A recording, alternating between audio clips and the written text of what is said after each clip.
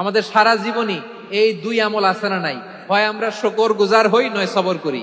সুখের দিনে আমরা শুকর গুজার হই, বিপদের দিনে সবর ইখতিয়ার করি। তাহলে হয় শুকর নয় সবর। মুমিনরা বিপদে পড়লে ধৈর্য ধরে। আচ্ছা বলেন তো, ধৈর্য ধরলেও সওয়াব আছে না নাই? তাহলে সুখের সময় শুকর, দুঃখের সময় সবর। Win win situation. আমাদের সারা জীবনই এই দুই আমল আছে না নাই? হয় আমরা শুকর গুজার হই, নয় সবর করি।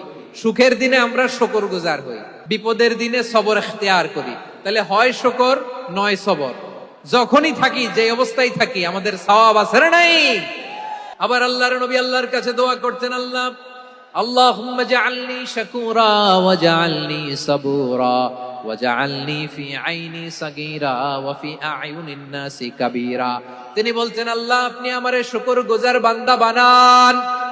ও আল্লাহ, আপনি আমারে ধৈর্যশীল বান্দা বানান। আমার চোখে আপনি আমারে ছোট বানান, জনতার চোখে আপনি আমারে বড় বানান। পড়েন আমিন।